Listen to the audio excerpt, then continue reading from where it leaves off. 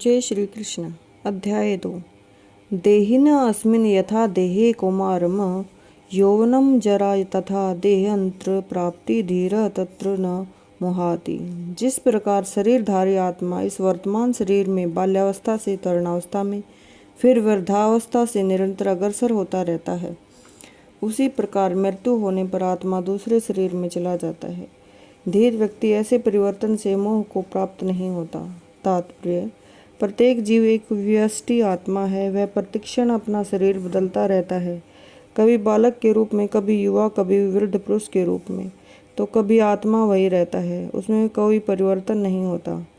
यह व्यष्टि आत्मा मृत्यु होने पर अंतो गत्वा एक शरीर बदल कर दूसरे शरीर में देहांतर कर जाता है, और चूंकि अगले जन्म में इसको शरीर मिलना अवश्यंभावी है, चाहे वह शरीर आध्यात्मिक हो या भौतिक। अतः अर्जुन के लिए न तो भीष्म न ही द्रोण के लिए शोक करने का कोई कारण था, अपितु उसे प्रसन्न होना चाहिए था कि वे अपने पुराने शरीरों को बदलकर नए शरीर ग्रहण करेंगे। इस तरह वे नई शक्ति प्राप्त करेंगे। ऐसे शरीर परिवर्तन से जीवन में किए कर्म के अनुसार नाना प्रकार के सुखों, भोग या कष्टों का लेखा हो जाता है। चूँकि भीष्म व द्रोण साधु पुरुष थे, इसलिए अगले जन्म में उन्हें आध्यात्मिक शरीर प्राप्त होंगे, नहीं तो कम से कम उन्हें स्वर्ग में भोग करने के अनुरूप शरीर तो प्राप्त होंगे ही। अतः दोनों ही दशाओं में शोक का कोई कारण नहीं था। जिस मनुष्य को व्यष्टि आत्मा, परमात्मा, भौतिक और आध्यात्मिक प्रकृति का पूर्ण ज्ञान होता है, वह धीर कहलाता है। ऐसा मनुष्य कभी भी शरीर परिवर्तन द्वारा ठगा नहीं जाता। आत्मा के एकात्मवाद का मायावादी सिद्धांत मान्य नहीं हो सकता, क्योंकि आत्मा के इस प्रकार विखंडन से परमेश्वर विखंडनीय और परिवर्तनशील हो जाएगा, जो परमात्मा के अपरिवर्तनीय होने के सिद्धांत के विरुद्ध होगा। गीता में पुष्टि हुई है कि परमात्मा के खंडों का शाश्वत सनातन अस्तित्व है, जिन्हें शर कहा जाता है, अर्थात उनमें भौतिक प्रकृति में गिरने की प्रवृत्ति होती है। ये भिन्न अंश या खंड नित्य भिन्न रहते हैं, यहाँ तक कि मुक्ति के बाद भी व्यष्टि आत्मा जैसे का तैसा भिन्न अंश बना रहता है, किंतु एक बार मुक्त होने पर श्री भगवान के साथ सच्चिदानंद रूप में रहता है। परमात्मा पर प्रतिबिंबवाद का सिद्धांत व्याहत किया जा सकता है, जो प्रत्येक शरीर में विद्यमान रहता है। वह व्यष्टि जीव से भिन्न होता है। जब आकाश का प्रतिबिंब जल में पड़ता है, तो प्रतिबिंब में सूर्य, चंद्र और तारे सभी कुछ रहते हैं। तारों की तुलना जीवों से सूर्य या चंद्र की परमेश्वर से की जा सकती है। व्यष्टि अंश आत्मा को अर्जुन के रूप में तथा परमात्मा को श्री भगवान के रूप में प्रदर्शित किया जाता है। जैसा कि चतुर्थ अध्याय के प्रारंभ में स्पष्ट है, वे एक ही स्तर पर नहीं होते। यदि अर्जुन कृष्ण के समान स्तर पर हो और कृष्ण अर्जुन से श्रेष्ठतर न हो, तो उनमें उपदेशक और उपदिष्ट का संबंध अर्थहीन होगा। यदि ये दोनों माया द्वारा मोहित होते, तो एक को उपदेशक तथा दूसरे को उपदिष्ट होने की कोई आवश्यकता नहीं है। ऐसा उपदेश व्यर्थ होगा, क्योंकि माया के चंगुल में रहकर कोई भी प्रामाणिक उपदेशक नहीं बन सकता। ऐसी परिस्थितियों में यह मान लिया जाता है कि भगवान कृष्ण परमेश्वर है, जो पद में माया द्वारा विस्मृत अर्जुन रूपी जीव से श्रेष्ठ है। जय श्री कृष्ण। मात्रा स्पर्शा तु कौन्तेय शीत उष्ण सुख दुख द आगम अपि यानि अनित्यातान्तितिक्षव भारत। हे कुंती पुत्र, सुख तथा दुख का क्षणिक उदय तथा कालक्रम में उनका अंतर्धान होना सर्दी तथा गर्मी की ऋतुओं में आने जाने के समान है। हे भरतवंशी, वे इंद्रिय बोध से उत्पन्न होते हैं, और मनुष्य को चाहिए कि अविचल भाव से उनको सहन करना सीखे।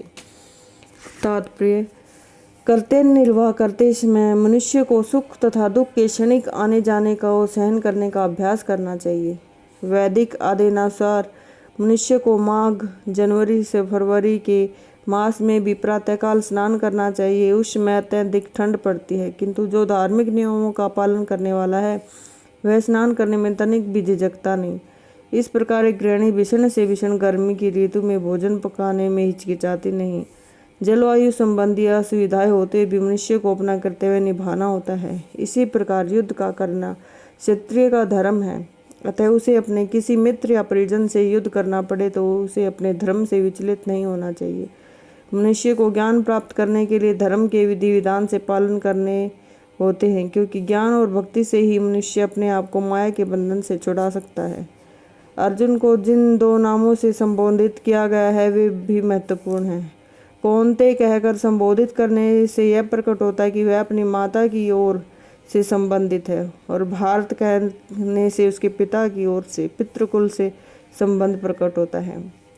दोनों ओर से संकेत उसको महान विरासत प्राप्त है। महान विरासत प्राप्त होने के फलस्वरूप कर्तव्य निर्वहन का उत्तरदायित्व आ पड़ता है, अतः अर्जुन युद्ध से विमुख नहीं हो सकता।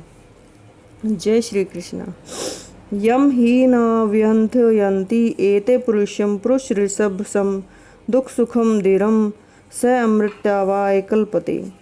हे पुरुष श्रेष्ठ अर्जुन, जो पुरुष सुख तथा दुख में विचलित नहीं होता और इन दोनों में समभाव रखता है, वह निश्चित रूप से मुक्ति के योग्य है। तात्पर्य, जो व्यक्ति आत्म साक्षात्कार की उच्चतर अवस्था प्राप्त करने के लिए दृढ़ प्रतिज्ञ और सुख और दुख के प्रहारों के संभाव से सह सकता है, वह निश्चय ही मुक्ति के योग्य है। वर्णाश्रम में धर्म में चौथी अवस्था अर्थात संन्यास आश्रम कष्ट साध्य अवस्था है, किंतु जो अपने जीवन को सचमुच पूर्ण बनाना चाहता है वह समस्त कठिनाइयों के होते हुए भी संन्यास आश्रम अवश्य ग्रहण करता है। ये कठिनाइयाँ पारिवारिक संबंध विच्छेद करने तथा पत्नी और संतान से संबंध तोड़ने के कारण उत्पन्न होती हैं, किंतु यदि कोई इन कठिनाइयों को सह लेता है तो उसके आत्म साक्षात्कार का पथ निष्कंठ हो जाता है। अतः अर्जुन को क्षत्रिय धर्म निर्वाह में दृढ़ रखने के लिए कहा जा रहा है। भले ही स्वजनों अन्य प्रिय व्यक्तियों के साथ युद्ध करना कितना ही दुष्कर क्यों न हो। भगवान चैतन्य ने 24 वर्ष की अवस्था में ही संन्यास ग्रहण कर लिया था। यद्यपि उन पर आश्रित उनकी तरुण पत्नी और वृद्धा माँ की देखभाल करने वाला अन्यथा कोई नहीं था, तो भी उच्चादर्श के लिए उन्हें संन्यास ग्रहण किया और कर्तव्य पालन में स्थिर बने रहे। भावबंधन से मुक्ति पाने का यही एकमात्र उपाय है। जय श्री कृष्ण। न असत विदते भाव न अभाव विदते सत उभयो अपि दृष्टे अंत तु अन्यो तत्वदर्शी। तत्वदर्शियों ने यह निष्कर्ष निकाला है कि असत भौतिक शरीर का तो कोई चिरस्थायित्व नहीं है, किंतु सत आत्मा अपरिवर्तित रहता है। उन्होंने इस दोनों की प्रकृति के अध्ययन द्वारा यह निष्कर्ष निकाला है। तात्पर्य, परिवर्तनशील शरीर का कोई स्थायित्व नहीं है। आधुनिक चिकित्सा विज्ञान ने भी यह स्वीकार किया है कि विभिन्न कोशिकाओं की क्रिया प्रतिक्रिया द्वारा शरीर प्रतिक्षण बदलता रहता है। इस तरह शरीर में वृद्धावस्था आती रहती है, किंतु शरीर तथा मन में निरंतर परिवर्तन होने पर भी आत्मा स्थायी रहती है। यही पदार्थ तथा आत्मा का अंतर है। स्वभावतः शरीर नित्य परिवर्तनशील है और आत्मा शाश्वत है। तत्वदर्शियों ने चाहे वे निर्विशेषवादी या सगुणवादी इस निष्कर्ष की स्थापना की है। विष्णु पुराण में कहा गया है कि विष्णु तथा उनके धाम स्वयं प्रकाशित से हैं। सत असत शब्द आत्मा भौतिक पदार्थ के ही द्योतक हैं। सभी तत्वदर्शियों की यह स्थापना है। यहीं से भगवान अज्ञान के मोहग्रस्त जीवों को उपदेश देने का शुभारंभ होता है। अज्ञान को हटाने के लिए आराधक आराध्य के बीच पुनः शाश्वत संबंध स्थापित करना होता है। फिर अंश रूप जीवों तथा श्री भगवान के अंतर को समझना होता है।